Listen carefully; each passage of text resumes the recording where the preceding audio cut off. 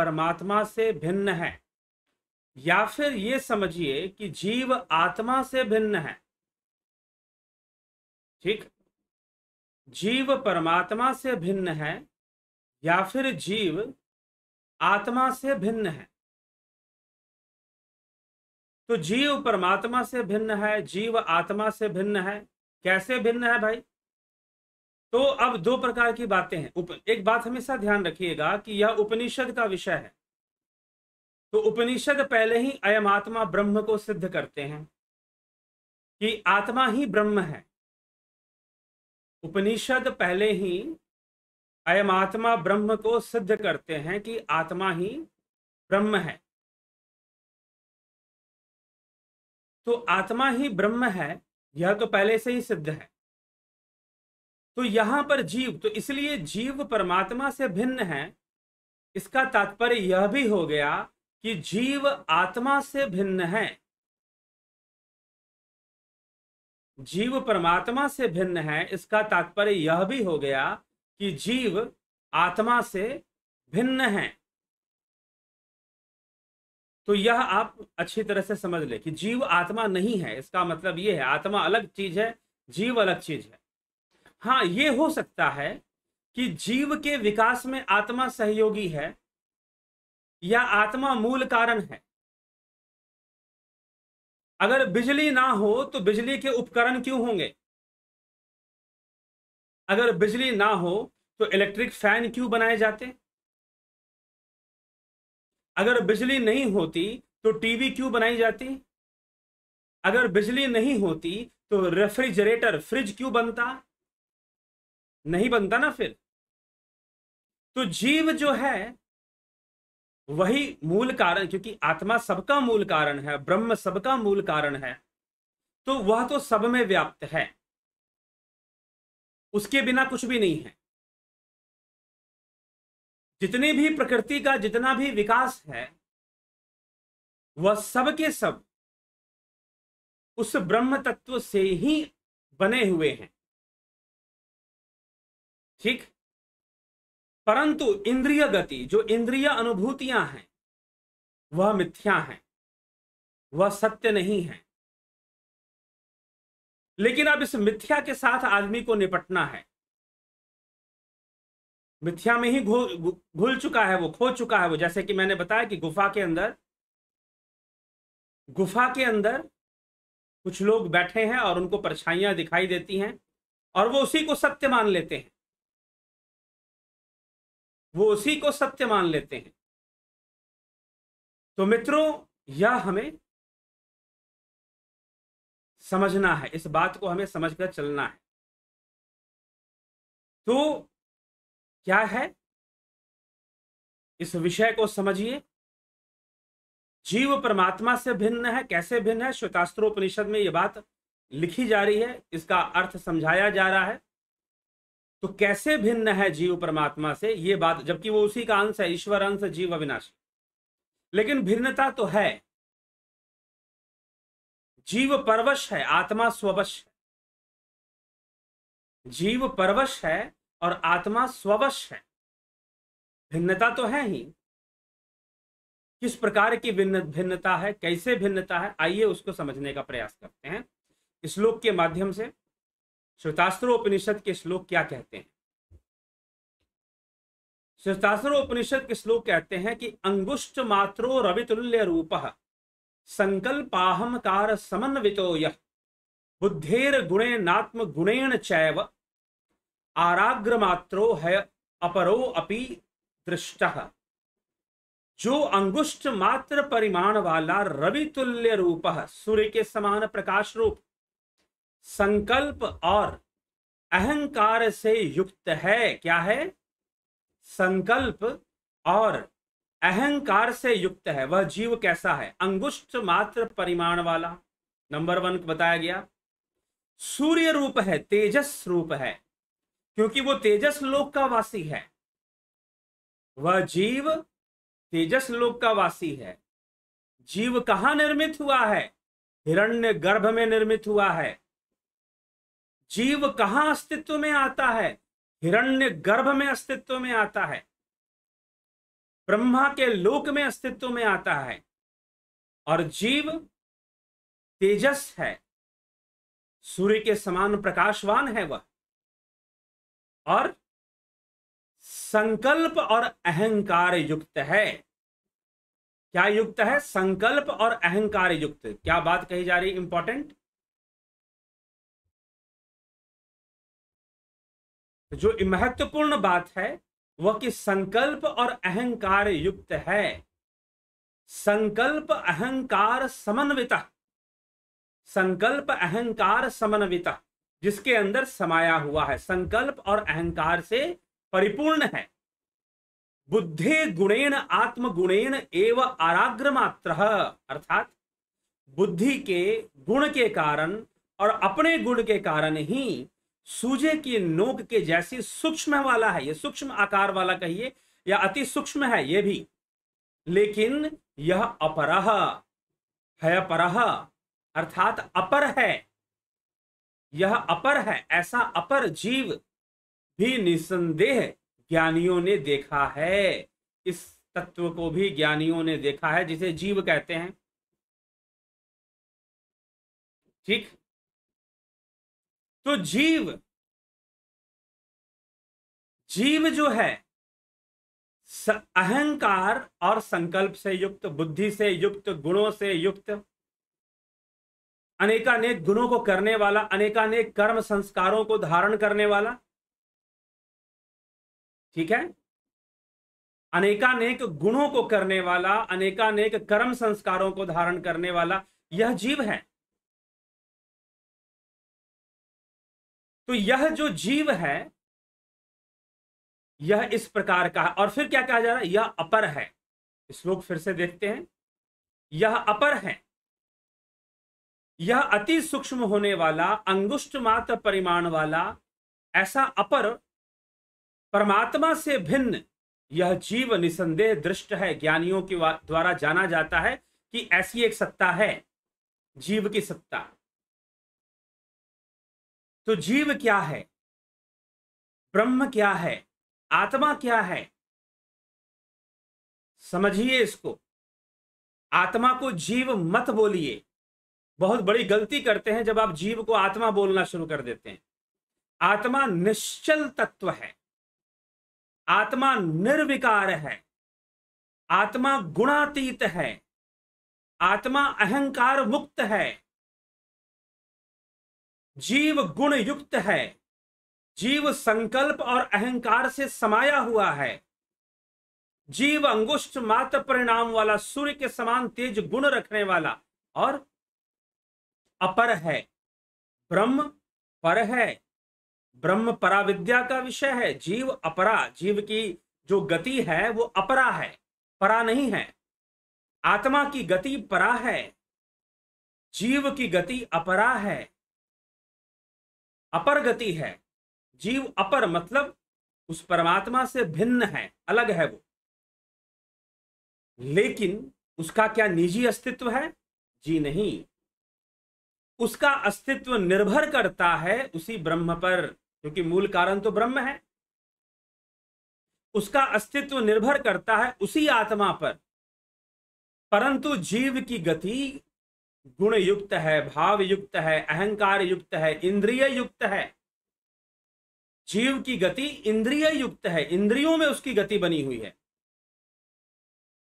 तो जीव जो गुणों से युक्त, अहंकार से युक्त, संकल्प से युक्त, जन्म मरण से युक्त, इंद्रियों से युक्त, ये सारी चीजों से जो संपन्न हो रहा है वह जीव है। वही शरीर को छोड़कर दूसरा शरीर धारण करने वाला। आगे ये विषय और खोल के बताया जाएगा श्वेतास्त्रोपनिषद में। और वह अपर परमात्मा से भिन्न है, क्योंकि परमात्मा गुणातीत है, परमात्मा भावातीत है, परमात्मा अहंकार से परे है, परमात्मा गुणों से परे है, भावों से परे है, परमात्मा पर गति है, उसकी वो परा है, और यह जीव अपर है। अपर साफ रूप से इस श्लोक के अंदर अपर शब्द का प्रयोग हुआ है। कौन से शब्द का प्रयोग हुआ है? अपर शब्द का। तो अपर शब्द का प्रयोग हुआ है तो अपर है जीव की गति, पर नहीं है। तो यह श्लोक क्या कहता है? जब भी आप कोई प्रश्न करते हैं या कमेंट करते हैं तो कम से कम उस विषय और जहां से वो विषय लिया जा रहा है उस पर ध्यान दीजिए। अगर आपको ये तथ्य स्वीकार नहीं है तो कृपया जाइए उपनिषद खुद से पढ़िए और देखिए किस तरह से कौन सी बात लिखी गई है। ठीक है, फिर चर्चा करेंगे तो फिर अच्छा लगता है। तो है पर अर्थात यह अपर है, यह परमात्मा से भिन्न बताया जा रहा है। क्यों बताया जा रहा है? व्यवहारिकता में भिन्न है, परमार्थिकता में भिन्नता नहीं है, व्यवहारिकता में भिन्नता है, यह ध्यान रखिएगा। परमार्थिकता में जो पारमार्थिक तत्व है वो तो एकमात्र एक ही ब्रह्म है बस। लेकिन जब व्यवहारिकता की बातें आती है, जब इंद्रिय गति की बातें आती है तो बातें अलग अलग हो जाती हैं। फिर द्वैत आता है, फिर त्रैत आता है, और द्वैत त्रैत की मान्यता ही दुख का कारण है। ऐसी विश्वास को बना के रख लेना ही दुख का कारण है। ठीक है, तो इसलिए हमें स्वयं इस पर विचार कर कर ही बातों को समझना चाहिए। तो जो जीव है वह क्या है, यही इस श्लोक में बताया जा रहा है। तो मुख्य इसमें विषय है अपर शब्द। अपर, पीछे भी हमने पराविद्या, अपराविद्या, अपर ब्रह्म, पर ब्रह्म की चर्चा कर ली। तो यह जो वैश्वानर जगत है इसी को अपर ब्रह्म भी कहा गया है। ठीक है, तो जीव अपर ब्रह्म की गति में आएगा, अपर ब्रह्म के कैटेगरी में आ जाएगा फिर, क्योंकि यह नहीं माना जा सकता कि ब्रह्म तो सर्वोपरि है और सब जगह है, सब कुछ ब्रह्म से ही बना है, सब कुछ ब्रह्म से ही विकसित हुआ है। तो इसीलिए आप ब्रह्म को तो अलग नहीं कर सकते, परंतु ब्रह्म की शुद्ध अवस्था नहीं मानी जा सकती जीव में। तो जीव इन सब चीजों से संपन्न रहने वाला, गुणों से, इंद्रियों से, संकल्पों से, कामनाओं से, अहंकार से। और दो चीजें एक और बात बताएगी, अंगुष्ठ मात्र परिमाण वाला और सूर्य रूप तेज। मन तो ज्योत स्वरूप है अपना मूल पहचान, मन ही देवता, मन ही ईश्वर, मन से बड़ा ना कोई, मन उजियारा जब जब फैले जग उजियारा होए। वास्तव में जो मन का स्वरूप है, जो जीव का जो रूप है, वह ज्योति रूप, वो सूर्य का तेज रूप ही है। इसीलिए हम जब अंतर्मुखी साधना भी करते हैं तो जीव की ही अभिव्यक्ति प्रकाश रूप में होती है। जो कहते हो ना कि भ्रिकुटी में दिख रहा है प्रकाश, कुछ लोग कहेंगे ये तो साक्षात ब्रह्म दिख रहा है। नहीं भैया, वो जीव ही है, क्योंकि वह भी तो अभिव्यक्ति है।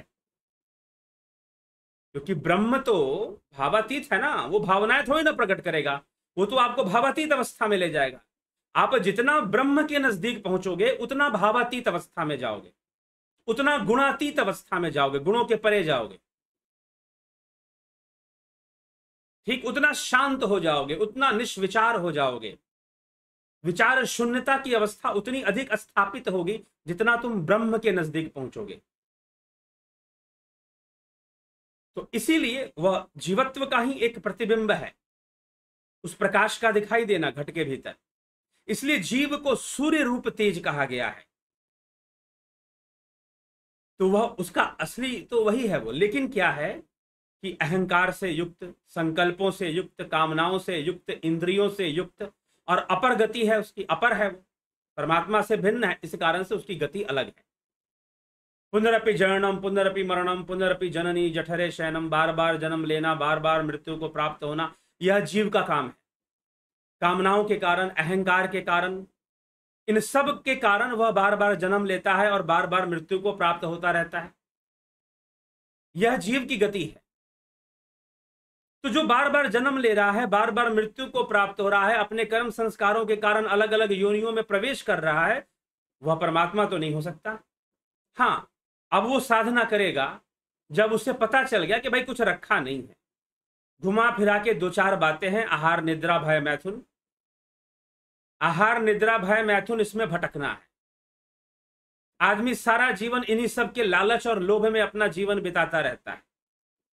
तो परिवार का मोह है, तो कामनाओं का मोह है, अनेक प्रकार की वस्तुओं का मोह, आसक्ति, वैभव, यश की कामना, धन की कामना, अनेकों कामनाएं, विचित्र विचित्र टाइप के भी कुछ कामनाएं लोगों के अंदर आ जाती हैं।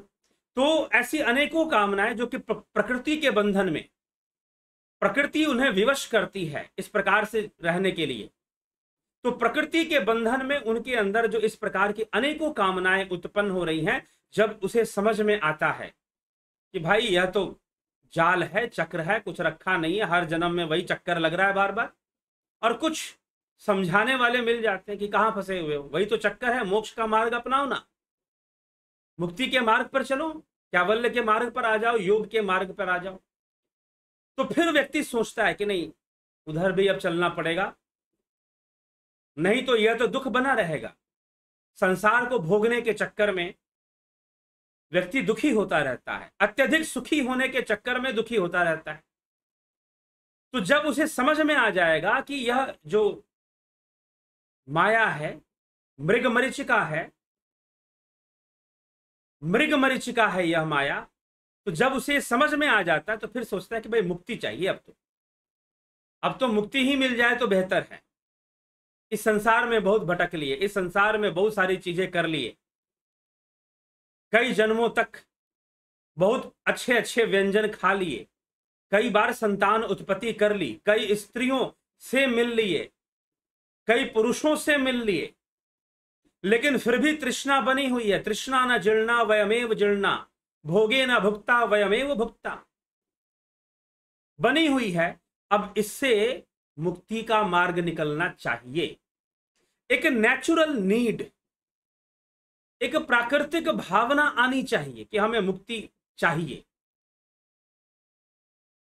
और इस बात को समझना चाहिए, क्योंकि जब तक आदमी को ठोकर नहीं पड़ती है ना, तब तक वो समझता नहीं है। उसको लगता है, क्या होता है कि जीवन में कुछ समय के लिए यह जो प्रकृति है, चाहे उसे प्रकृति कहिए, चाहे ग्रहों की दशा कहिए, जो कहिए, यह जो ग्रहों की दशा है कुछ समय के लिए प्रत्येक व्यक्ति को राजा जैसा जीवन दे देती है। जीवन में कुछ समय के लिए, कुछ वर्षों के लिए कह लीजिए, ऐसा हो सकता है कि उसको राजा जैसा जीवन मिलना शुरू हो जाए, लेकिन वो उस समय ये भूल जाता है कि यह सब बदल जाएगा। हमारी ताकत हमेशा वैसे नहीं बनी रहेगी जैसी है इस समय, हमारी शक्तियों का क्षण होगा, सौंदर्य का क्षण होगा, लेकिन कुछ समय के लिए प्रकृति ऐसा कर देती है कि आदमी को लगता है कि I am the best, I am the king, मैं ही शायद सबसे पावरफुल मैं ही हूं। हर व्यक्ति के, मनुष्य में तो नहीं, कम से कम फिर भी 75% लोगों के जीवन में कुछ काल ऐसा आता है जब उनको ये लगने लग जाता है आई कैन डू एवरीथिंग, मैं पूरी दुनिया जीत सकता हूं, और उनको सफलताएं भी मिलती हैं। लेकिन वो टाइम पीरियड खत्म होता है और चीजें बदलनी शुरू हो जाती है, उसको समझ में नहीं आता और उसमें वो कई गलतियां कर जाता है, कई पाप कर्म एकत्र कर लेता है, सामर्थ्य के अहंकार में, बल के अहंकार में, क्योंकि प्रकृति के सिद्धांत को वो जानता ही नहीं था। सफलता से जीवन जीना है तो सबसे अधिक जरूरी है प्रकृति को ही समझना, और योग मार्ग इसी की सूक्ष्मता को गहराई से बताता है, पतंजलि का योग सूत्र। इसलिए ध्यान योग का मार्ग, ध्यान योग, एक बात मैं आपको बता दूं, सही मानिए तो ध्यान योग एक ऐसा विषय है, आपके जीवन में ध्यान योग ऐसा होना चाहिए जैसे कि आप डेली खाना खाते हो, डेली सोते हो, वैसे आपका ध्यान डेली होना चाहिए, साधना डेली होनी चाहिए। उसके बाद फिर बदलेगा, दृष्टिकोण बदलेगा, चीजों को देखने का, चीजें वही रहेंगी लेकिन उनको देखने का दृष्टिकोण बदलेगा। दृष्टिकोण में वैज्ञानिकता आ जाएगी, सूक्ष्मता आ जाएगी, टेक्निक्स का डेवलपमेंट शुरू हो जाएगा। ठीक है, टेक्निक सिर्फ इंजीनियरिंग में नहीं होता, लाइफ में भी, अपने माइंड के ऊपर भी। इसलिए योग जो है वो हमें टेक्निक्स ही देता है, how to control emotions, how to control flow of energy in your body.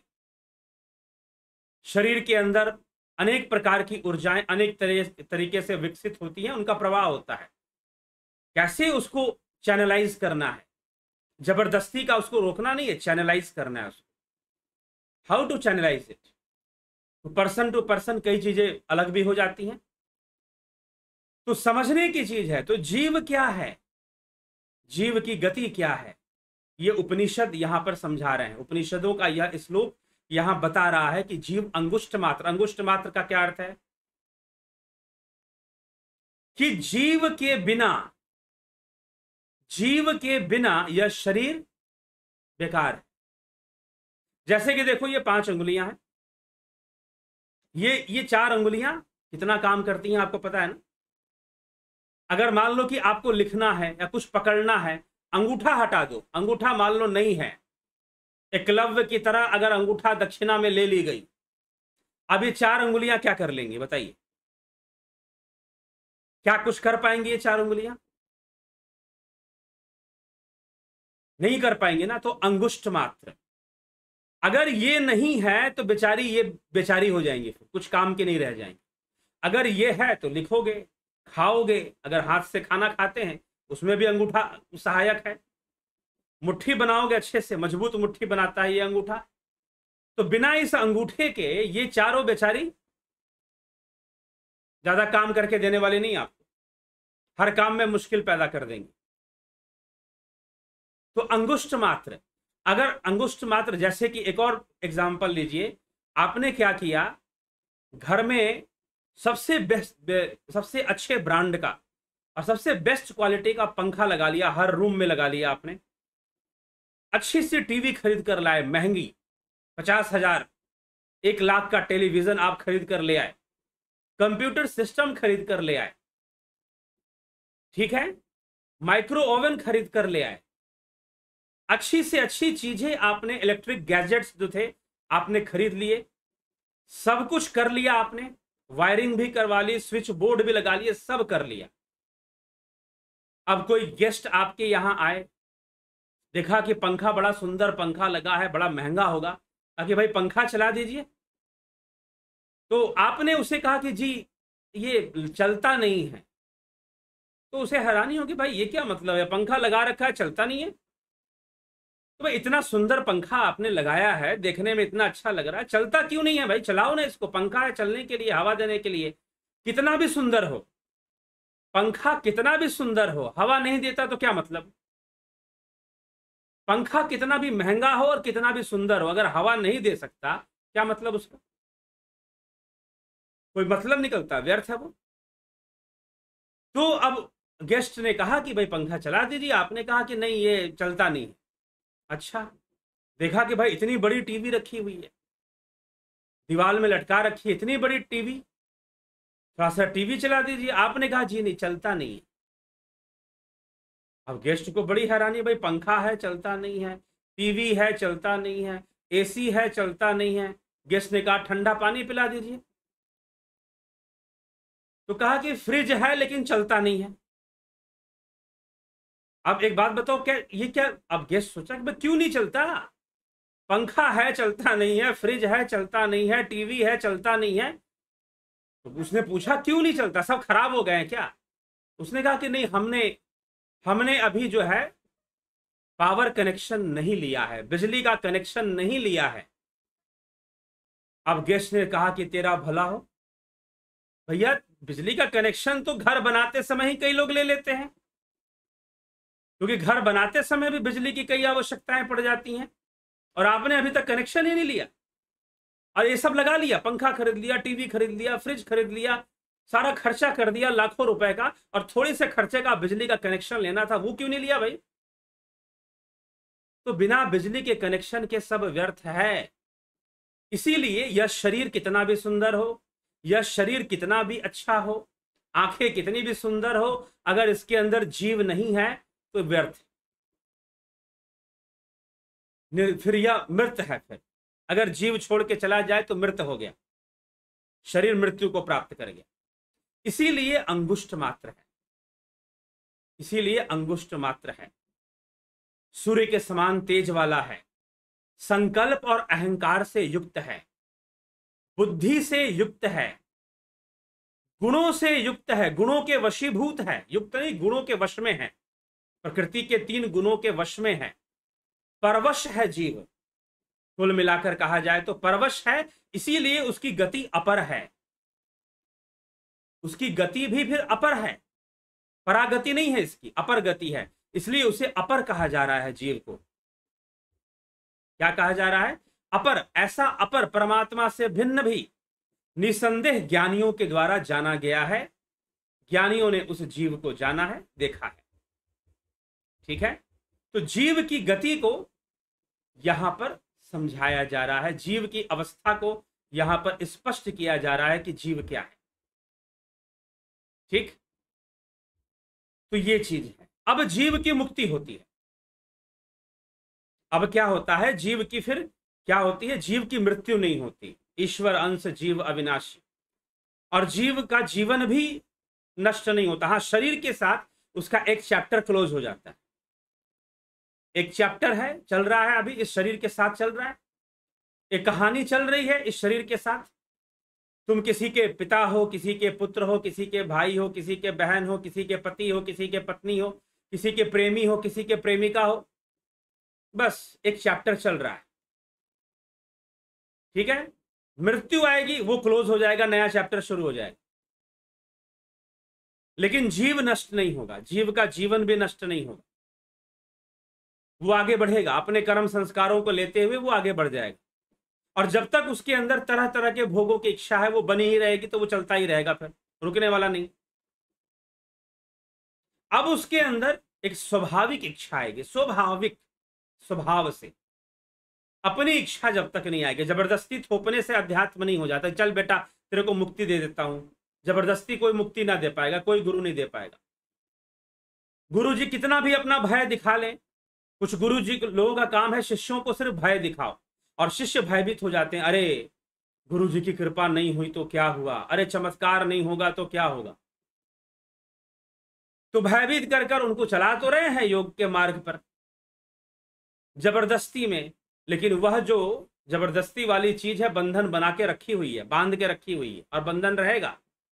जब उसके अंदर एक स्वाभाविक इच्छा प्रकट हो जाएगी कि मुझे मुक्त होना है, मुझे मुक्ति प्राप्त करनी है, जब उसके अंदर एक स्वाभाविक इच्छा प्रकट हो जाएगी, तो फिर वह मुक्ति की ओर स्वयं ही बढ़ पड़ेगा, भोगों को भोगते हुए भी।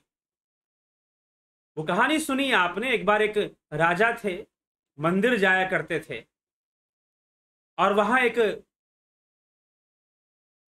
पुरोहित जी, पुजारी जी रहा करते थे मंदिर में। पुजारी जी सोचते कि राजा कितनी सुखी है, इसकी 3-3 पत्नियां हैं, और इतना धन वैभव है, इतने नौकर चाकर, इतने दास दासियां, यह राजा कितना सुखी है। और राजा सोचते कि ये पंडित जी कितने सुखी हैं, यहां भगवान के मंदिर में सेवा करते रहते हैं, भोजन भी इनको प्राप्त हो जाता है समाज से, और मैं अपनी पत्नियों का झगड़ा, राज्य का झगड़ा, पड़ोसियों के आक्रमण का टेंशन, और ना जाने क्या क्या संभालने में लगा रहता हूं, मेरा जीवन तो व्यर्थ जा रहा है। पंडित जी का जीवन ही सार्थक है, इनका जीवन ही सार्थक है, ये प्रभु की भक्ति में लीन है, और मेरा तो समय बेकार जा रहा है सब। राजा ये सोचता। पुजारी सोचते, हे प्रभु मुझे भी अगले जन्म में राजा बना देना, मेरे भी सुंदर सुंदर 3 पत्नियां हों, मेरे भी अनेकों दास दासियां हों, और नौकर चाकर हों। पुजारी बेचारा ये सोचता।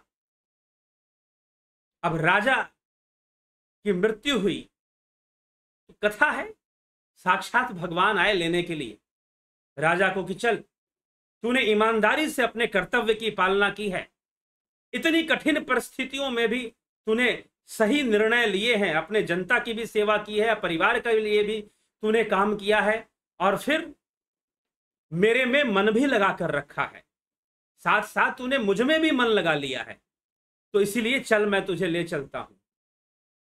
पुजारी जी की मृत्यु आई तो काले काले यमदूत आए, 10 डंडे भी मारे, कहा कि तूने तो कभी ईश्वर की इच्छा ही नहीं की, मुक्ति की इच्छा ही नहीं की,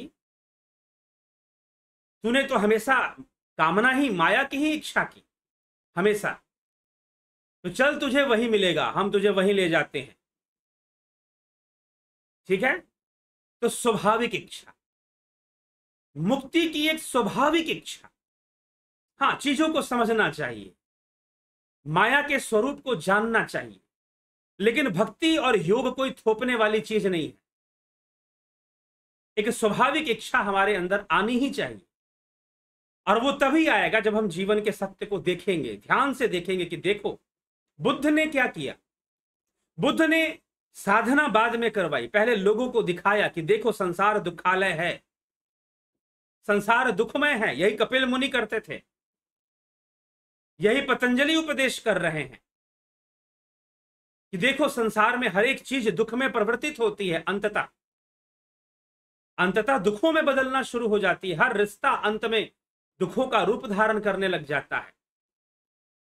तो अनेकों चीजें, हर आसक्ति, हर भोग, भोगे न भुगता वयमेव भुगता। हम भोगों को नहीं भोगते, भोग हमें भोगना शुरू कर देते हैं। इसीलिए भोग करना सीखना जरूरी होता है। योग तो सीखते हो, हर कोई समझाने में लगा है भक्ति करो, जीवन ईश्वर को समर्पित कर दो, ठीक ना, ब्रह्मचर्य का पालन करो। हर कोई बड़ी बड़ी बातें कहना बड़ा आसान होता है ना। It is easier to say principles than to follow it. Practical पे बातें कुछ और हो रही होती हैं, ग्राउंड लेवल पर कुछ और ही चल रहा होता है। लेकिन बड़ी बड़ी बातें सुनने में, कहने में, चर्चा करने में बहुत इजीली हो जाता है, बहुत आसानी से कर देते हैं हम, ठीक है। लेकिन अंदर की गहराई में कामनाओं के वेग उठते रहते हैं, अनेकों प्रकार के द्वंद्व चलते रहते हैं। यह प्रकृति है, मत भूलना, यह प्रकृति है, यह द्वैतमयी है। यह पाप को भी जगह देती है, पुण्य को भी जगह देती है। यह बुराइयों को भी जगह देती है, अच्छाइयों को भी जगह देती है। लेकिन तुम मान के बैठे हो सिर्फ अच्छाई ही रहे, वो भी ऊपर ऊपर से, दिखावे में, मेकअप में। अंदर से तुम भी बुरे होते हो, अंदर से भी तुमको भी बुरी चीजें पसंद आती हैं, बुराई पसंद आती है। कहीं ना कहीं, कहीं ना कहीं तुम छुपकर बुराई को देखना चाहते हो, कहीं ना कहीं तुम छुपकर बुरे बनना चाहते हो, गलत बनना चाहते हो। लेकिन ऊपर से तुम चाहते हो कि दुनिया मुझे महात्मा समझती रहे, मुझे बुरा ना कोई मान ले गलती से। प्रकृति का खेल है ये। सुनने में बड़ा अजीब सा लगेगा, लेकिन सच्चाई यही है। पाप को शरण कौन देता है? प्रकृति देती है। पाप को बनाए रखने वाली प्रकृति है, पाप को बनाए रखने वाली प्रकृति है। तुम कितना भी पुण्य कर लो, पाप पैदा करना उसका काम है, वो कर देगी। लेकिन वह एक संतुलन बनाती है। इसलिए मैं कहता हूं जीवन में सुख का आधार संतुलन है। तुम भी अपने भीतर संतुलन को ले आओ, संतुलन को स्थापित करना सीखो। Art of balancing, art of balancing सीखिए। तो बहुत सारी चीजें हैं संसार के अंदर, इस माया में जीव के साथ। और जीव इन जब छोटी छोटी बातों को जब जान लेता है, समझ लेता है कि ये माया है, ये माया का चक्कर है, ये काल चक्र है, ये इसमें हमें घुमाता रहता है, परेशान करता रहता है, लालच देता रहता है, ये माया हमें लोभ देती रहती है, हमें फंसाती रहती है। अब इससे निकलना है, निकलना है तो पहले वो जबरदस्ती ताकत लगाएगा,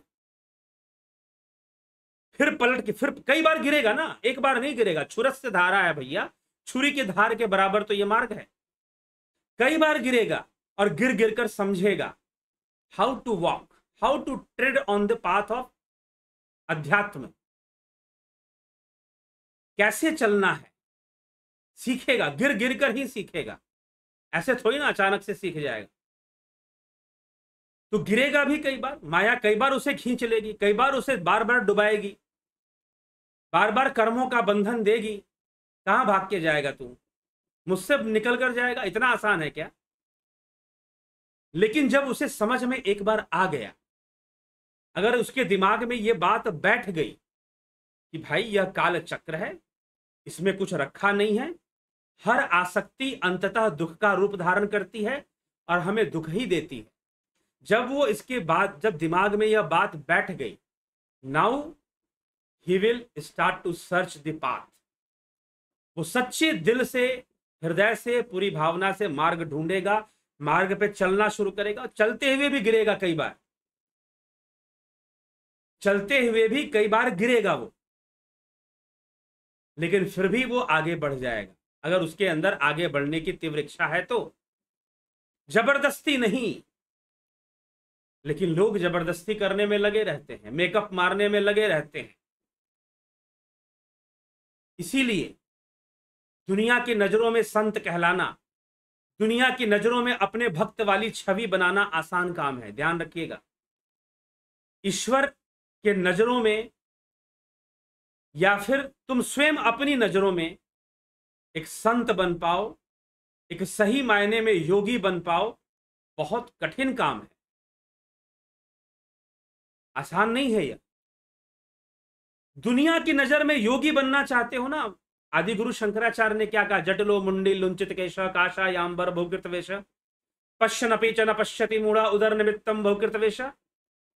जटिलो मुंडी लुंचित केश, जटाएं बढ़ा लेते हैं लोग, मूंड मुंडवा लेते हैं लोग, माथे पे तिलक लगा लेते हैं लोग, काशाय वस्त्र धारण कर लेते हैं लोग, बहुकृत वेश अनेक वेश धारण कर लेते हैं लोग। दुनिया उन्हें संत मानने लग जाती है, दुनिया उन्हें योगी मानने लग जाती है।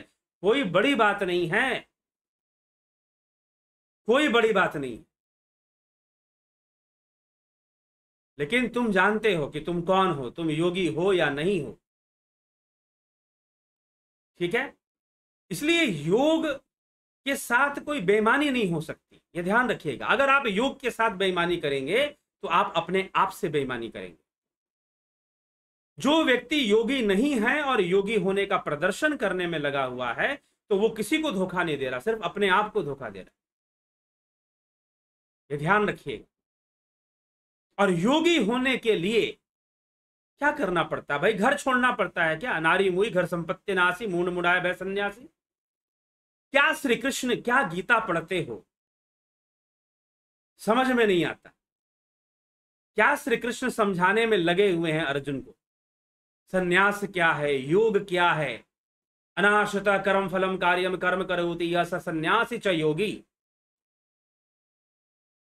अगर ऐसा होता तो योग एक समझ है, एक अंडरस्टैंडिंग है। वो समझ पहले विकसित होनी चाहिए, वो अंडरस्टैंडिंग पहले डेवलप होनी चाहिए। अगर वो डेवलप नहीं होगा, अंडरस्टैंडिंग, वो समझ विकसित नहीं होगी योग की, तो बाहर से कुछ भी कर लो, ठीक है, जटाएं बढ़ा लो या घर छोड़ दो या जटाएं सिर के बाल मुंडवा लो, ठीक ना, डांसिंग मॉन्क बन जाओ, डांसिंग मॉन्क। कितना भी डांस कर लो योगी नहीं बन पाओगे, कितना भी नाच लो योगी नहीं बन पाओगे। तो कुछ भी कर लो, योगी होना एक अलग विषय है। It is understanding. यह एक समझ पैदा होती है जो जबरदस्ती भी पैदा नहीं होती, वो जीवन के अनुभव से ही पैदा होती है। जीवन के मीठे कड़वे अनुभव, जीवन के मीठे कड़वे अनुभव जो हैं, उसी से वो समझ पैदा होती है। और जब समझ में आ जाता है प्रकृति का चाल, इस माया का चक्र जब समझ में आ जाता है, तो फिर इच्छा पैदा होती है, स्वाभाविक इच्छा कि इससे बाहर निकलो, हमारे साथ छल हो रहा है, माया हमें फंसा रही है बार बार, इससे बाहर निकलने की एक स्वाभाविक इच्छा, जबरदस्ती वाली इच्छा नहीं।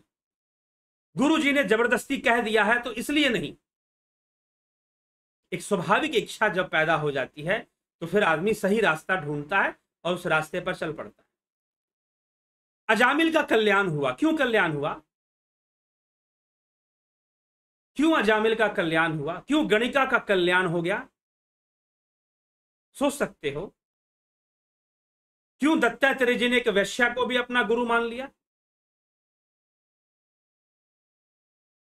बहुत सारी बातें हैं, समझ में नहीं आएंगी, ठीक है। अजामिल तो गलत संगत में पड़ गया था, वैश्यावृत्ति में पड़ गया था, लेकिन ध्यान रखिए एक बात, यहीं पर समझने वाली बात है।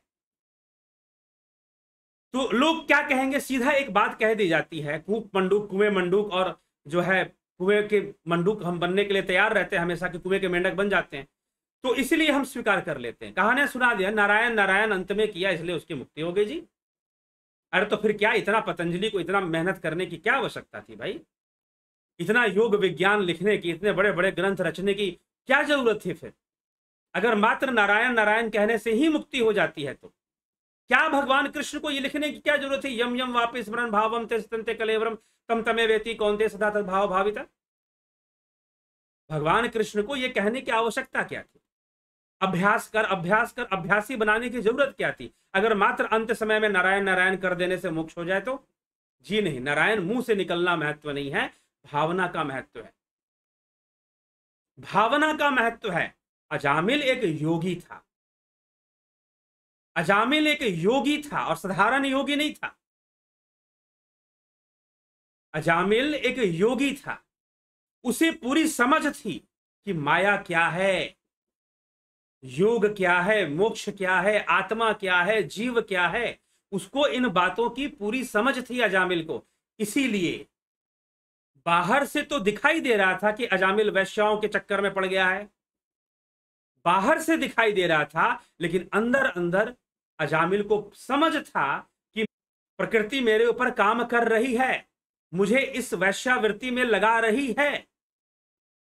फर्क होता है। इसीलिए मैंने कहा ना कि जब अंडरस्टैंडिंग डेवलप हो जाती है, चीजों को देखने का तरीका बदल जाता है।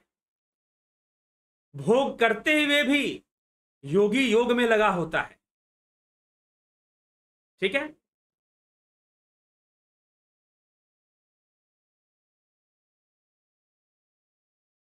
तो भोग करते हुए भी उसके दिमाग में वो बना रहता है कि भाई यह सब तो माया का चक्कर है।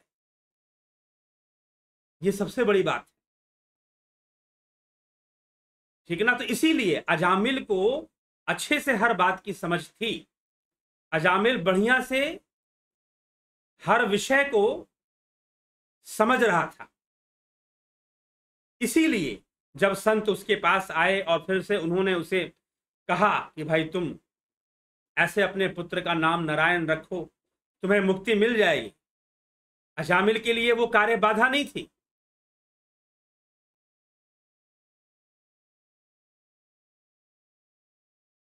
ठीक, तो इसीलिए हमें विचार कर प्राकृतिक रूप से जो अंडरस्टैंडिंग डेवलप होती है वो बहुत जरूरी है। अगर वो नहीं होगा, अगर हम नहीं समझेंगे, तो इसीलिए सर्वप्रथम ध्यान योग को हम अपने जीवन का अंग बना लें। अंग भी तभी बनेगा जब हमें इसकी पूर्ण आवश्यकता महसूस होगी कि हाँ भाई हमें तो ध्यान योग, हमें अगर जीवन में शांति चाहिए, जीवन को एक संतुलन की अवस्था में बनाए रखना है, तो साधना जरूरी है, ध्यान योग जरूरी है। जीवन को एक संतुलन की अवस्था में बनाए रखना है तो ध्यान योग जरूरी है। तो वह मुक्ति की ओर कदम होगा, वह मुक्ति की ओर। इसके लिए कोई बहुत आप बहुत कुछ छोड़ोगे, बहुत कुछ त्याग करो, कुछ छोड़ने त्याग करने की जरूरत नहीं, ये समझ लीजिए। जहां आप हैं बस एक समझ विकसित होनी चाहिए, समझ विकसित होनी चाहिए। अगर समझ विकसित हो जाएगी तो फिर कोई दिक्कत नहीं। अगर समझ विकसित नहीं हुई, हम योग करेंगे, हमें कुंडलिनी जागरण करना है, हमारे अंदर कोई रिद्धि सिद्धि आ जाए, हमको वशीकरण करना आ जाए। अब एक लड़का आया कि वो बस ध्यान सीखना चाहता था, मंत्र जाप से वो वशीकरण करना चाहता था, मैंने बताया था कुछ दिन पहले आपको। तो कुंडलिनी जागृत कर देना है, शक्तियां प्राप्त कर लेनी है, वशीकरण कर लेना है, जी नहीं, कुछ भी कर लो, माया तो माया ही है और वह उसी ढंग से काम करने वाली है, अंततः हर चीज को दुख का रूप देने वाली है। तो इसीलिए योग का मार्ग हमारे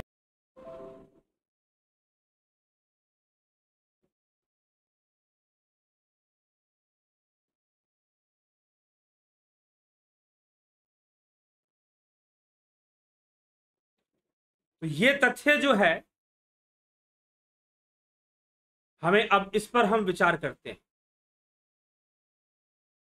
थोड़ा सा बीच बीच में डिस्कनेक्शन आ जा रहा है, डिस्कनेक्ट हो रहा है, इसी कारण से आपको बफरिंग दिखाई दे रहा होगा, डिस्टरबेंस आ रहा होगा, लेकिन इसके लिए आप चिंतित ना हो, चल पड़ रहा है फिर से, तो उससे आप जुड़े रहें, कनेक्शन में रहें, कनेक्टेड रहें, बने रहें, ठीक है। चलिए, तो अब बात आती है मोक्ष की।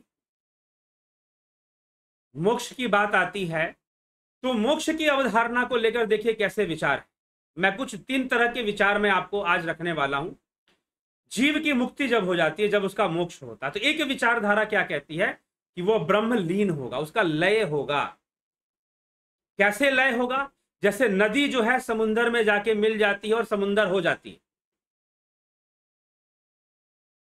एक विचारधारा है कि नदी समुंदर में जाके मिल जाती है और उसका लय समुंदर में हो गया, वो समुंदर हो गई जी। एक ये विचारधारा। दूसरी विचारधारा क्या कहती है? जी नहीं, जीव कभी ब्रह्म बन ही नहीं सकता, नेवर, कभी नहीं। जीव हमेशा जीव रहेगा। मैं कहूं कि अगर मैं आपको बताऊं, दुनिया की सबसे दुखी करने वाली विचारधारा मुझे ये लगती है कि जीव हमेशा जीव रहेगा। फिर मत करो ना कोई प्रयास, क्यों कर रहे हो प्रयास? कर रहे जब जीव को जीव ही बने रहना है। उसे जीव क्या है? अहंकार युक्त है, संकल्प युक्त है, गुण युक्त है। साफ साफ उपनिषद के अंदर लिखा जा रहा है, यह शास्त्रवाणी है। अगर जीव है तो संकल्प युक्त होगा, अहंकार युक्त होगा, गुण युक्त रहेगा ही रहेगा, नहीं रहने का प्रश्न ही नहीं है। तो अगर जीव ही बने रहना है तो छोड़ो, भक्ति योग करने की जरूरत ही क्या है? तो जहां भी द्वैत है, जहां भी त्रैत है, वहां दुख है। दुखों का कारण ही यही मान्यता। अरे भाई, ये संपूर्ण चीज अगर भिन्नताएं दिखाई दे रही हैं, अगर जीव और परमात्मा की भिन्नताएं दिखाई दे रही हैं, तो ये इंद्रियों के कारण है, इंद्रियों का दोष है ये। हमेशा इंद्रियों के विज्ञान को भूल जाते हो, कह देते हो कि अरे अपवित्र वस्तु में परमात्मा कैसे हो सकता है, वो तो अपवित्र है। अरे किसी वस्तु का पवित्र होना, किसी वस्तु का अपवित्र होना, किसी वस्तु का शुभ होना अशुभ होना तुम्हारे इंद्रियों का विषय है भाई, तुम्हारे इंद्रियों का विषय है ये। लेकिन परमात्मा इंद्रियातीत, गुणातीत, भावातीत, उसकी तुलना इस इंद्रिय जगत में करने लग जाते हो। ये महामूर्खता यहां पे हो जाती है। ठीक है? तो जीव कभी ब्रह्म में लीन नहीं होगा। यह अब्राहमिक थॉट है, दिस इज अब्राहमिक थॉट। ठीक? तो एक और, चलो मैं एक और बात आपको बताता हूं। एक विचारधारा, दो विचारधाराओं की मैंने बात कर दी, एक विचारधारा और है इसमें, जो कि अष्टावक्र महागीता की। अष्टावक्र महागीता किस विषय को मानता है? जी नहीं, दोनों ही बातें गलत। जीव हमेशा जीव रहेगा, यह भी गलत है। ब्रह्म के साथ वो नहीं मिलने वाला, यह भी गलत है। और यह भी गलत है कि वो ब्रह्मलीन होगा, यह भी गलत है कि वो ब्रह्मलीन होगा, उसका लय ब्रह्म में होगा, यह भी गलत है। और सही पूछो तो सही विचारधारा यही है, भाई साहब, लय की कोई आवश्यकता ही नहीं है, लीन होने की कोई आवश्यकता है ही नहीं।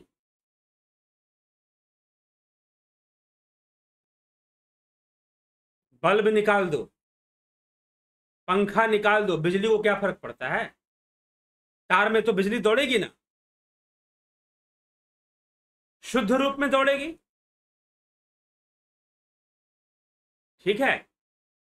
अगर मान लीजिए कि आपने बल्ब निकाल दिया, फैन निकाल दिया, तो बिजली नहीं दौड़ेगी क्या? बिजली तो दौड़ेगी। पंखा ही तो निकला है, बल्ब ही तो निकला है, बिजली अपनी जगह पर रहेगी। तो जब सारे आवरण हटा दिए, अहंकार खत्म, गुण खत्म, चित्त का लय, चित्त भी अपना अस्तित्व खो दे, मन भी ना रहे, तो जब ये जीव, आवरण का नाम ही जीव है, जब सारे आवरण हट गए तो ब्रह्म तो बचेगा ही बचेगा, आत्मा तो बचेगा ही बचेगा। वही तो शेष है जिसपे ये धरती टिकी हुई है, शेषनाग के ऊपर। वही वो ब्रह्म ही तो शेष है भाई। तो लीन होने का कोई प्रश्न ही नहीं उठता। फिर लीन होने की कोई जरूरत ही नहीं है ना। फिर लीन क्यों हो जाओगे? लीन होने का मतलब ही नहीं है। लेकिन समझाने के लिए कह दिया जाता है कि तुम लीन हो जाओगे।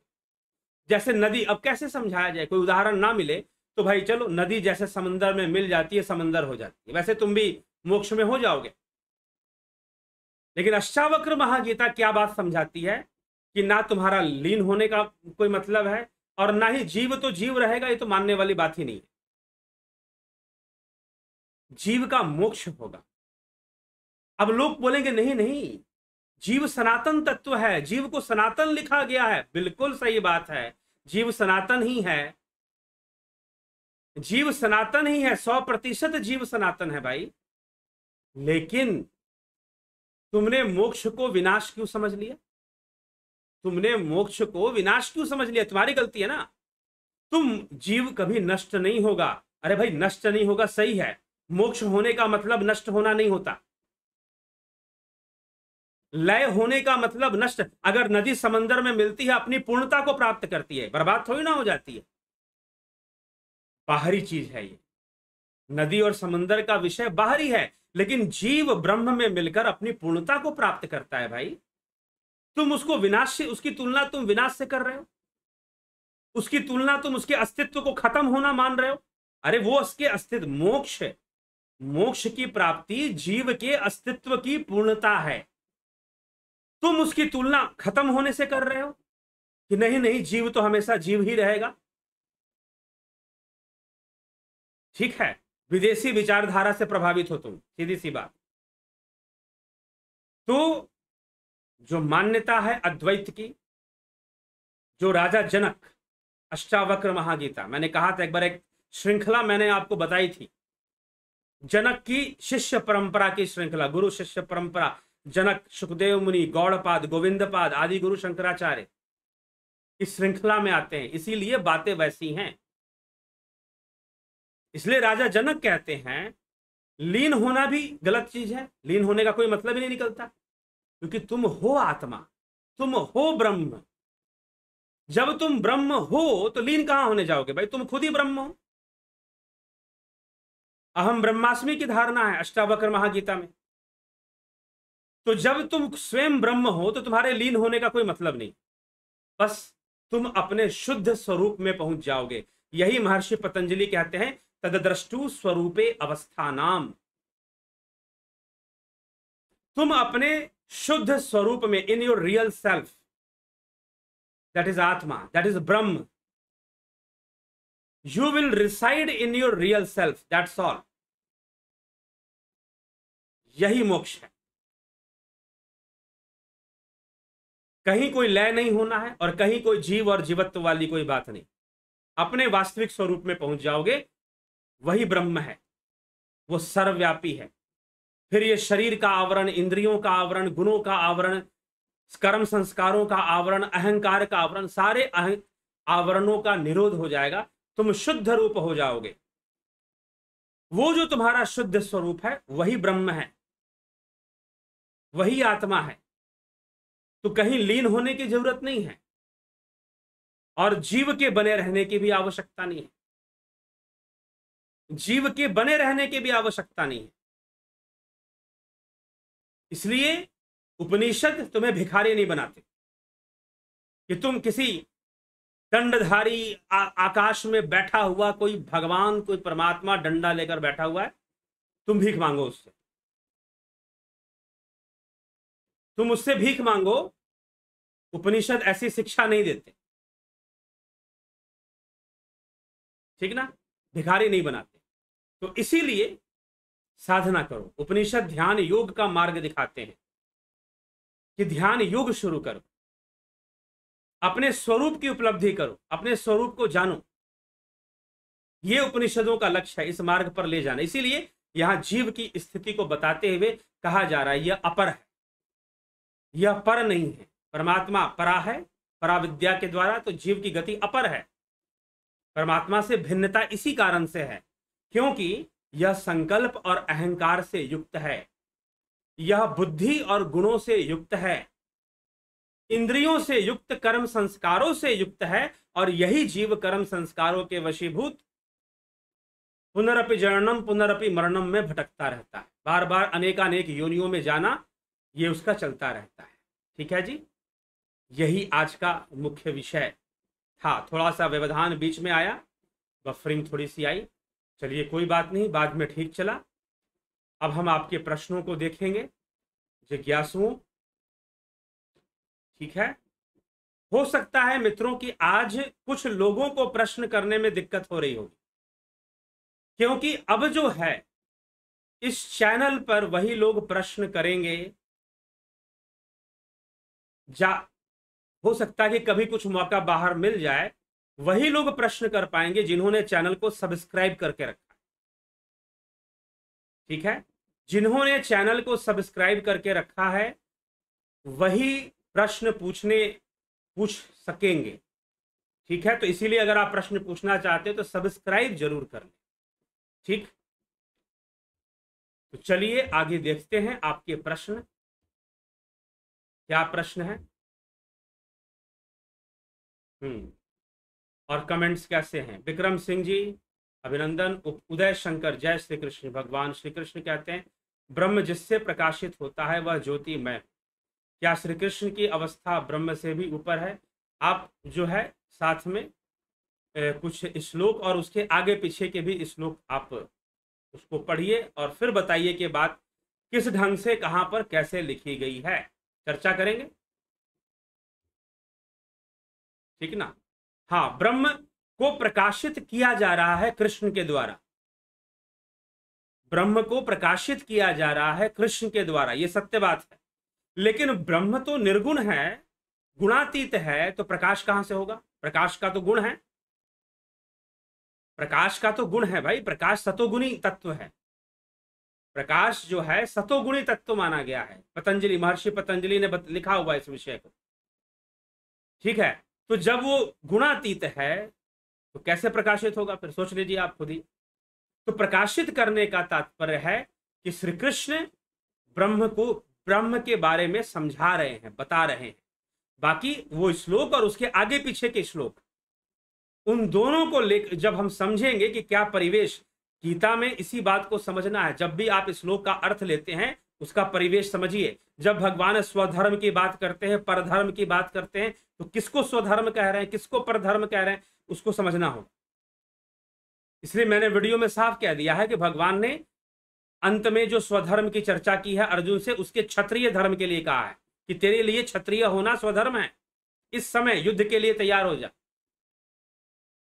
ठीक, तो उसके परिवेश को भी समझना पड़ेगा, नहीं तो गलत अर्थ निकालोगे। भले अर्थ सुनने में बड़ा सुंदर लगे, भले अर्थ सुनने में बड़ा वो लगे कि अरे भाई ये तो बात बड़ी अच्छी लग रही है सुनने में, लेकिन गीता के परिवेश के अनुसार अर्थ गलत हो सकता है, भले सुनने में भी अच्छा लगे तो भी। क्योंकि आजकल क्या है ना, एक महात्मा जी कहीं पर मैं गया, वो 9वें अध्याय पे प्रवचन कर रहे थे, तो मैंने पूछा कि ये कौन है, क्या बता रहे हैं। तो उनके कुछ चेले थे, उन्होंने कहा कि अरे बहुत पहुंचे हुए विद्वान हैं, 9वें अध्याय का 90 अर्थ उन्होंने निकाला है। मेरे मुंह से सीधा उसी समय निकल गया, ये तो बेड़ा गर्क हो जाएगा अगर 90 अर्थ समझ लेंगे तो। अगर 90 अर्थ समझेंगे तो बेड़ा गर्क नहीं होगा तो और क्या होगा? ठीक है, एक जो अर्थ है वो सही अर्थ समझ में आ जाए, उतना ही होना चाहिए। गोपाल शर्मा जी, सरोज कृष्णानी जी, भूप सिंह खीचर जी, रमेश चोपड़ा जी, ब्रह्मपाल कुमार जी, बहुत अभिनंदन। स्मिता सावंत, ओम तत्सत। माधुरी कोल्हे, जितेंद्र तंवर, रचना आर के, राजू पाल जी, हरिओम तत्सत। रमेश पेशवानी, रूपलाल विश्वकर्मा, रवि यादव, सुधा अग्रवाल, कुलदीप सिंह। कृपा करें हमें पतंजलि योग शास्त्र में हमें कैसे प्राप्त होंगे, उनकी कीमत क्या है? प्राप्त हो जाएंगे, आप व्याख्या भी सुन सकते हैं आगे, और एक और व्याख्या हम पतंजलि पर आगे करेंगे तो उसका लाभ उठाइएगा, नहीं तो आगे पीछे भी एक व्याख्या पड़ी हुई है, सुन सकते हैं। चंद्रेश्वर पांडे जी, कालिंद्र सेठ जी, योगेंद्र पंडित जी, स्मिता सावंत जी।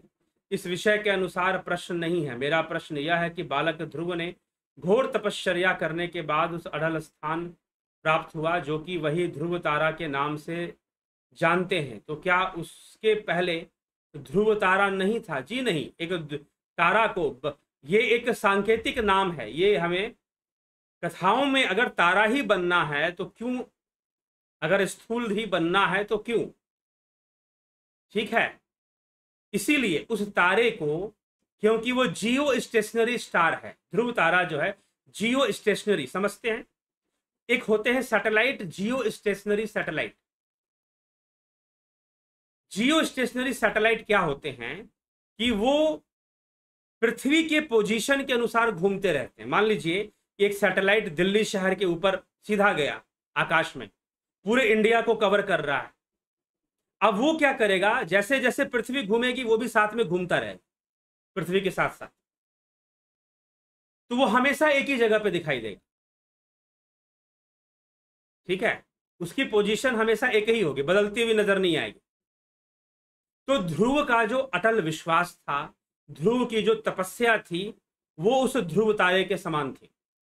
ध्रुव का जो संकल्प था अपनी साधना का, अपनी तपस्या का, उस ध्रुव तारे के समान थी। इसीलिए कह दिया गया कि भाई ध्रुव जो है वो तपस्या कर कर वो जी नहीं, ध्रुव ने तो परम धाम को प्राप्त किया।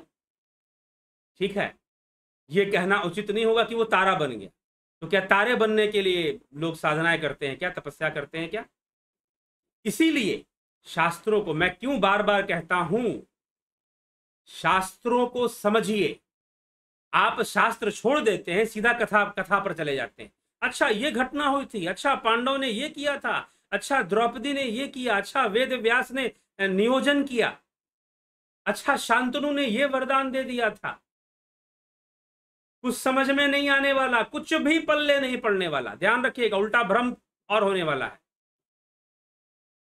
क्योंकि तुम शास्त्र नहीं पढ़ते, आप सूत्र नहीं पढ़ते, आप सांख्य नहीं पढ़ते, आप योग नहीं पढ़ते, आप न्याय नहीं पढ़ते, आप मीमांसा नहीं पढ़ते, आप वेदांत नहीं पढ़ते। आप पढ़ोगे कहानी, आप पढ़ोगे लीला, और फिर उसी को जीवन का सूत्र मानना शुरू करोगे, तो फिर गड़बड़ तो होना है, गड़बड़ तो फिर होना ही होना है।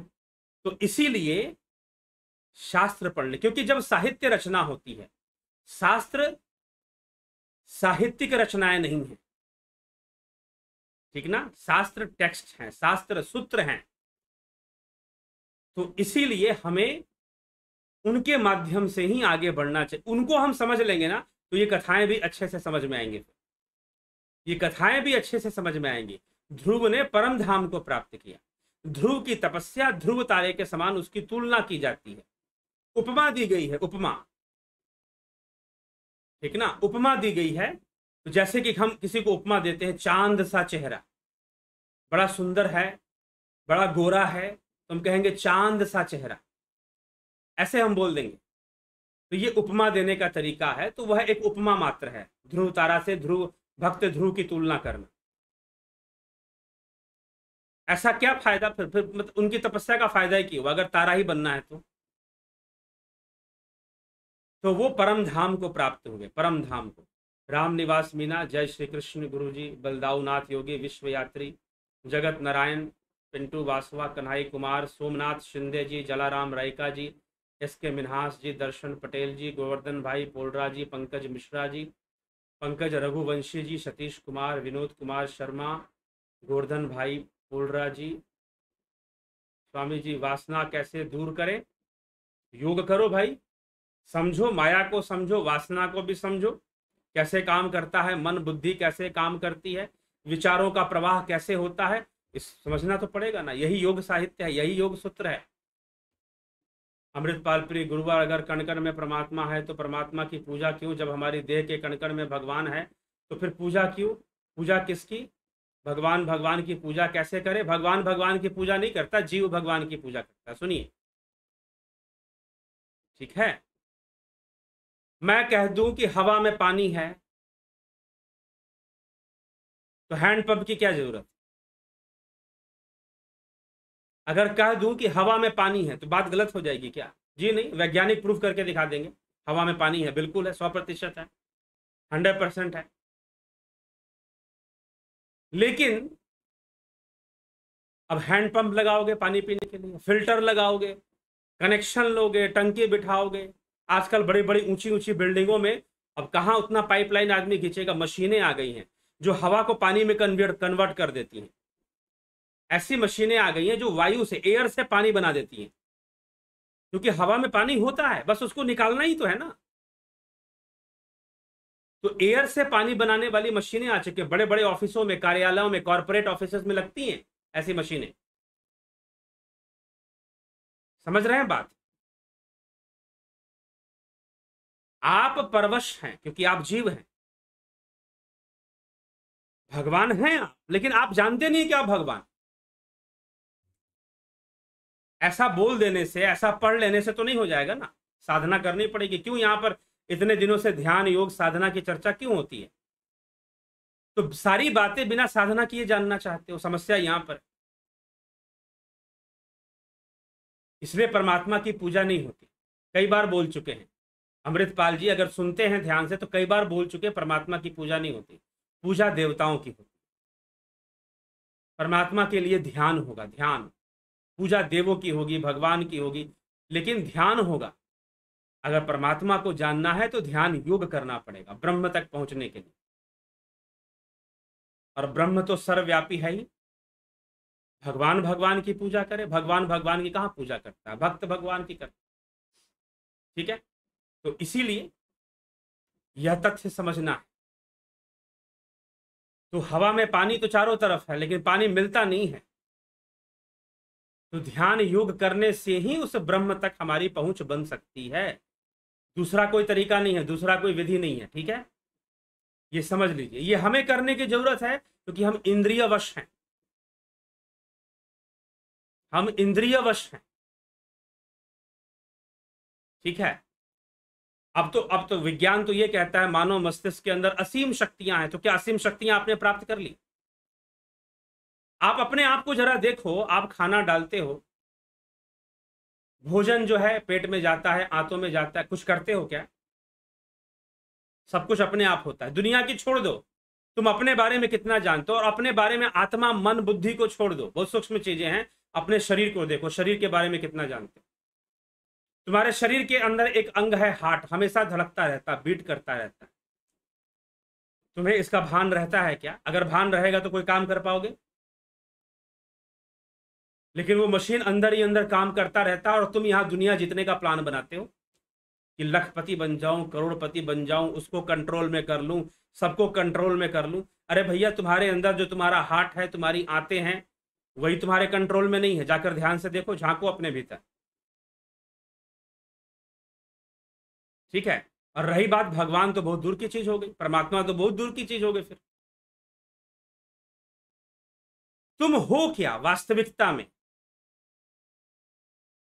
ठीक, तो भगवान तो सर्वव्यापी, ब्रह्म तो सर्वव्यापी है, ब्रह्म तो परमात्मा तो सर्वव्यापी ही है, तुम भी वही हो। लेकिन पूजा उसे करना है जो बंधन में है, जो इंद्रियों के वशीभूत है। और पूजा क्या चीज है, अभी ये भी समझ में नहीं आया। समस्या तो ये है, कितनी बार बता चुके हैं, पूजा नरक से मुक्ति का मार्ग है, पुण्य का मार्ग है पूजा। और मोक्ष का मार्ग तो आत्मज्ञान है, ध्यान योग है। इदम तीर्थमदम तीर्थ भ्रमंती तामसा जना, आत्म तीर्थम न जानंती कथम मोक्षम वराणे। शिव माता पार्वती से कहते हैं भगवान शिव, बहुत सारे तीर्थों की यात्रा करने वाले वो तामसी लोग आत्म तीर्थ को नहीं जानते। और जो आत्म तीर्थ को नहीं जानते, हे पार्वती, उनके लिए मोक्ष कहां है? कथम मोक्षम वराणे, उनके लिए कहीं मोक्ष नहीं होता, क्योंकि वो आत्म तीर्थ को नहीं जानते। तो आत्म तीर्थ को जानना पड़ेगा ना, ध्यान योग करना पड़ेगा। भगवान सर्वव्यापी है, पानी भी सर्वव्यापी है, हवा में भी पानी है, लेकिन पी लो। पी सकते हो क्या? हवा से पानी पीकर दिखाओ, नहीं पी सकते। वैसे वो ब्रह्म भी सर्वव्यापी है, पहुंचना पड़ेगा ना, अपनी सूक्ष्मता को वहां तक ले जाना पड़ेगा, अपनी एकाग्रता को वहां तक पहुंचाना पड़ेगा। इसीलिए ध्यान योग का मार्ग बताया जा रहा है। क्यों पतंजलि शास्त्र रचना कर रहे हैं, अष्टांग योग का विज्ञान बता रहे हैं। ठीक, चलिए, अच्छी बात है, प्रश्न अच्छा है आपका अमृतपाल सिंह। चलिए, विमला शाह जी, ओम तत्सत। गंभीर शाह, सुरेश माने, गुरु जी प्रणाम। जीव का काल से क्या संबंध है? काल के वशीभूत है, काल का अधि मध्य अंत गति के बारे में प्रकाश डालिए। काल के वशीभूत जीव है, ठीक है, काल के वशीभूत, उसके गुणों में परिवर्तन आते रहते हैं। कभी सतोगुण के वशीभूत है, कभी रजोगुण के वशीभूत है, कभी तमोगुण के वशीभूत है। कभी सतोगुण बढ़ गया तो रजोगुण घट गया, तो रजोगुण बढ़ा तो तमोगुण घटा, तो कोई घटा कोई बढ़ा, और उसके अनेकानेक कर्म होते जाते हैं और परिवर्तन आते जाते हैं, परिवर्तन आते जाते हैं इंद्रिय जगत में, क्योंकि इन सबका अस्तित्व इंद्रियों के अंदर है। जहां इंद्रियों का निरोध हो गया वहां कुछ नहीं। ठीक है जी, चलिए। केशव पटेल जी, उषा श्रीवास्तव जी, अलका काले जी, ज्योति दत्ता जी, गणेश पवार जी, जय माता की, गोपाल शर्मा जी, बहुत बहुत गहरे इशारे की चर्चा, ठीक है जी। सुंदरलाल वर्मा जी, गुरु जी जीव की अपने गति को विस्तार से समझाने की कृपा करें, हो गया, बहुत अच्छा विश्लेषण, ठीक है। जीव और मन क्या है, अलग अलग है क्या? जी नहीं, जीव और मन एक ही है ऐसा भी नहीं है। मन जीव का एक अंग है। अंतःकरण, मन बुद्धि चित्त अहंकार, अंतःकरण चतुष्टय जिसको कहते हैं, तो जीव अंतःकरण का एक अंग है, मन जो है अंतःकरण का एक भाग है, ठीक। आर्य समाज में और आपके विचार में कोई विशेष भेद नहीं है। मैं सनातन धर्म का रेस्पेक्ट करता हूं और करता रहूंगा जी, ठीक। जीवश मंडल सदर अभिनंदन जी, विशु पुचाड़िया जी, गुरु जी क्या जीव का साक्षात्कार ध्यान की एकाग्रता में होता है और आत्मा में लय होता है या साक्षात्कार? जीव का साक्षात्कार ध्यान की एकाग्रता में होता है। जीव का साक्षात्कार हाँ ध्यान योग से हो जाता है, बिल्कुल होता है, ठीक है। जीव की अवस्थाओं का साक्षात्कार, सूक्ष्म शरीर का साक्षात्कार हो जाता है ध्यान के द्वारा। और आत्मा में लय होता, आत्मा में, अब फिर वही बात, राजा जनक पर चले जाइए, अष्टावक्र महागीता, लय को नहीं माना गया है। अभी तो मैंने क्लियर किया ना 3 बातें, एक है लय, एक है जीव कहीं ब्रह्म में मिलेगा ही नहीं, और एक है लय की क्या आवश्यकता है, वो तो है ही ब्रह्म, बस अपने शुद्ध स्वरूप में पहुंच जाना, यही है। इसलिए लय नहीं होता, ये बात सही है, किसी प्रकार का लय नहीं होता, लय होने की आवश्यकता भी नहीं है। एक एक्टर है,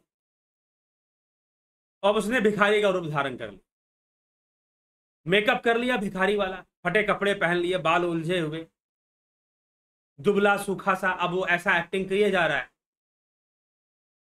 लेकिन सारे आवरण हटा दे तो वो जो है वो उसमें रहेगा, ठीक है। तो लय का कोई मतलब नहीं है ना, फिर लय का कोई मतलब नहीं है। लय क्यों होगा भाई? तुम अपने शुद्ध स्वरूप में पहुंच जाओगे, यही मुक्ति है।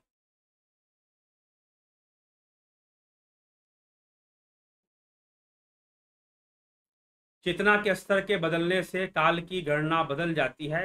विभूतिपाद वीडियो में आपने बताया है, विस्तार से वीडियो लावे, बता चुके, कई बार बता चुके। चेतना का स्तर जैसे कि एक स्थूल देह में एक गति है और एक सूक्ष्म गति है। हिरण्य गर्भ में काल की गणना अलग है, यहां अलग है। यही कारण है जब ब्रह्मा जी, जो भागवत महापुराण में कथा आती है कि जब ब्रह्मा जी गोकुल के बच्चों को उठाकर लेकर गए, तो एक दिन के लिए उठाकर लेकर गए, तब भगवान कृष्ण ने देखा कि ये तो ब्रह्मा जी सबको चुरा के ले गए, तो भगवान ने सारे बच्चों का रूप धारण कर लिया। कृष्ण ने अपने योग ऐश्वर्य से, योग ऐश्वर्य मतलब योग सिद्धि, जो अर्जुन से कहते हैं योग ऐश्वर्यम, मैं तुझे योग ऐश्वर्य रूप दिखाऊंगा, तो अपने योग ऐश्वर्य से भगवान ने अनेक रूप धारण कर लिए। उस समय कथा आती है, फिर ब्रह्मा जी एक दिन बाद लेकर आ गए। जब वो एक दिन बाद लेकर आए तो यहां पर 1 वर्ष बीत गया, पृथ्वी पर 1 वर्ष बीत गया। तो ब्रह्मा का लोक हिरण्य गर्भ लोक है, ब्रह्मा का जो लोक है वो हिरण्य गर्भ लोक है, सूक्ष्म लोक है, वहां काल की गणना अलग है। इसीलिए मैंने कहा था 2 मिनट का सपना देखोगे, एक घटना जो कि 2 मिनट में घट जानी चाहिए, तुमने एक सपना में देख लिया, वो उस घटना को देखा, लेकिन बाहर में 2 घंटे बीत जाएंगे। तो स्वप्न की अवस्था में काल की गति कुछ और होती है, और स्थूल जगत में काल की गति कुछ और होती है। ये बात है, यहां फास्ट होता है काल, टाइम स्पीडली चेंज होता है, वहां नहीं, स्लो होता है, बस यही चीज है। जीव स्त्री और आत्मा स्वामी, विशाल रूप में परम जीव स्त्री और परमात्मा स्वामी, कृपया चिंतन मनन कीजिए, मेरी आपसे रही विनती। चलो ठीक है। स्त्री कैसे हो गया, मतलब जीव स्त्रीलिंग बता रहे हैं। अब उपनिषदों में कई जगह ब्रह्म को भी स्त्रीलिंग कहा गया है, क्योंकि ब्रह्म योनि की बात की गई है, ब्रह्मलिंग की बात नहीं हुई है, योनि की बात जरूर हुई है। तो नमस्ते आचार्य जी, जो मंत्र पर आपने चर्चा की उस मंत्र के अंतिम भाग में जो अराग्रमो मात्रो है पपरोपी दृष्टि किसकी सूक्ष्म दृष्टि के लिए कहा गया, ठीक है, कि वह अत्यंत सूक्ष्म है, सूक्ष्म से भी सूक्ष्म है, जो अंत में कहा गया है इस श्लोक के अंतर्गत। उसको मैंने बोल दिया है लेकिन संक्षिप्त में बोला है। अराग्र मात्र सूजे की नोक जैसे सूक्ष्म आकार वाला, वो अत्यंत सूक्ष्म है, ठीक है। ऐसा अपर अपि ही निसंदेह दृष्ट, जिसको देखा गया है, जिसको ज्ञानियों के द्वारा जाना गया है, ठीक है, वह अत्यंत सूक्ष्म है। उसकी जो गति है सूक्ष्म गति है, जीव स्थूल नहीं है, बस यही समझना। जीव स्थूल तत्व नहीं है, जैसे हाड़ मांस का शरीर स्थूल है ना, तो यह जीव नहीं है। हाँ, जीव का अधिकार इसके ऊपर है, तो वह अत्यंत ही सूक्ष्म है। कहने का तात्पर्य यह है, तुम चाहो कि अपनी आंखों से जीव को समझ लोगे तो संभव नहीं।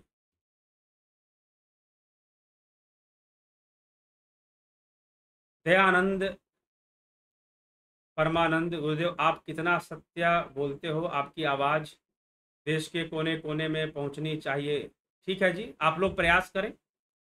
अगर आपको लगता है कि पहुंचनी चाहिए, मुझे लगता है यह महत्व नहीं रखता, आपको लगता है कि आपको लगता है कि इस ज्ञान की आवश्यकता है, लोगों को जानना चाहिए, तो आप भी कुछ प्रयास कीजिए, जरूर वीडियोस को लोगों तक पहुंचाइए।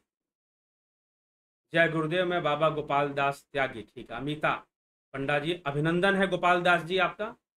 अमिता पंडा जी अभिनंदन। संजय गौतम जी, हम हिंदुओं के पास 4 वेद 22-12 उपनिषद शास्त्र 6 7 18 पुराण हैं, फिर भी एक देश है, उनके पास एक पुराण 56 देश है। ये कोई मतलब नहीं है, 56 देश होकर भी वो हमारी जैसी अस्तित्व को नहीं रखते हैं। 56 देश हो जाने से क्या हो जाएगा भाई, ठीक है, फिर भी बहुत भारी समस्याएं हैं। अब देखिए एक बात है, ये कितनी बड़ी विडंबना है, कितनी बड़ी विडंबना है कि उनको 56 देश बनाने पाए। एक देश कर लो ना, तुम सब तो एक ही हो ना, सबको मिलाकर एक कंट्री बना लो, एक शासन बना लो, क्यों नहीं बना लेते? छोटे छोटे छोटे छोटे छोटे छोटे टुकड़े टुकड़े बना रखे हैं, क्या फायदा? ठीक है, अगर इतनी ही एकता है, इतनी ही ये सब, एक बात ध्यान रखिए संजय गौतम जी, सुनिए, प्रवाह में बहिए मत। एक सियार ने हुआ किया, हुआ हुआ हुआ हुआ, हिंदू सोया हुआ है, हिंदू सोया हुआ है, हुआ हुआ हुआ, क्या है भाई ये सब? अभी वो 33 कोटि देवी देवताओं वाला हुआ हुआ एक मैसेज चला, सबने घुमा दिया। अरे कभी खुद से अनुसंधान किया आपने देवताओं के ऊपर? 33 कोटि नामक कोई चीज होती है क्या? ठीक है, देवताओं की कोई गिनती नहीं होती। देवता एक कॉन्सेप्ट है, उस कॉन्सेप्ट पर, उस कसौटी पर जो खरा उतरेगा वो देवता है, बात खत्म। इसलिए वनस्पति भी देवता है, औषधि भी देवता है, पीपल भी देवता है, नीम भी देवता है, आंवले की भी पूजा होती है अक्षय तृतीया में, और फिर नदियां भी देवी हैं, पहाड़ भी देव हैं। क्यों देवताओं की गिनती करने के पीछे क्यों पड़े हुए? क्या ये शास्त्र सम्मत है गिनती करना? पहला, आप शास्त्र सम्मत देवता ढूंढते हैं, पहले तो ये बात बताइए कि देवताओं की गिनती करना क्या शास्त्र सम्मत है? क्या कहीं लिखा गया है कि देवताओं को गिन के रखो? कितने कॉन्सेप्ट तुम्हारे बिगड़े हुए हैं, सियार की तरह हुआ हुआ, ये हुआ हुआ है। संजय गौतम जी, आप जो लिख रहे हैं, हम हिंदुओं के पास 4 वेद 12 उपनिषद 6 शास्त्र 18 पुराण है, फिर भी एक देश है, उनके पास एक पुराण है, 56 देश है, तो भैया महामूर्खता है ना, 56 देश है, 56 को एक कर लो ना फिर। अगर तुम्हारे अंदर एकता है, अगर तुम्हारे अंदर ताकत है, तो एक कर लो, 56 को एक बना लो और दुनिया पे राज करो। क्यों नहीं कर पा रहे? तुम्हारी कमजोरी है कि तुम्हारे 56 देश है, छोटे छोटे छोटे छोटे। दुबई क्या है भैया? दिल्ली के बराबर है, दिल्ली से थोड़ा सा बड़ा होगा। मस्कट क्या है? क्या क्या देश बना रखे हैं तुमने? अगर तुम्हारी विचारधारा में एकता है, एक कुरान होकर भी एकता नहीं, तो संजय गौतम जी, सीआर की तरह हुआ हुआ नहीं करना है, किसी भी मैसेज पर विचार करना है, चिंतन करना है। हवा की तरह कोई भी उड़ रहा है तो नहीं उड़ा देना है। अगर तुम्हें लगता है कि 56 देश होना उनकी बड़ाई है, बड़ाई नहीं, बेइज्जती है। तुम्हारे पास एक ग्रंथ है और तुम्हारे मुल्क 56 है, भैया तुम्हारी ये बेइज्जती है। तुम संगठित हो जाओ ना, फिर जब एक विचारधारा के हो तो एक हो जाओ फिर। तो इस तरह की चर्चा ना करें, मैं सीधी आपसे कह रहा हूं। यही सब बातें प्रचलित हैं और युवा विचार नहीं करता है, सियारों की तरह हुआ हुआ करना शुरू कर देता है।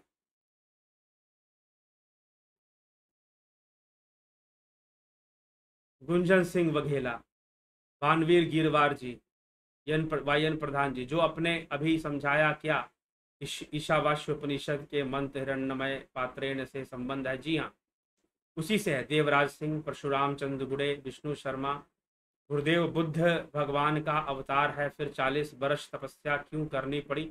सबको करनी पड़ती है जी, सबको करनी पड़ती है, ठीक है। फिर भी कम करनी पड़ी, 40 वर्ष नहीं 7 वर्ष, गलत बोल रहे हैं आप, 40 वर्ष नहीं 7 वर्ष, ठीक है।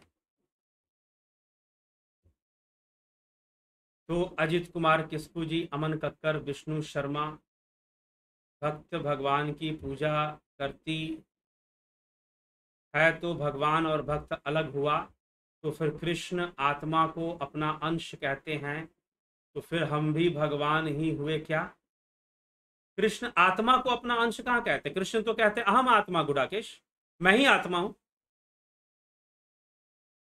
सभी भूतों में स्थित आत्मा मैं ही हूं। अहम आत्मा गुडाकेश सर्वभूताश स्थिता, सभी भूतों में स्थित आत्मा मैं ही हूं। अमन कक्कर जी, क्या बहरम भी पूजा करते हैं?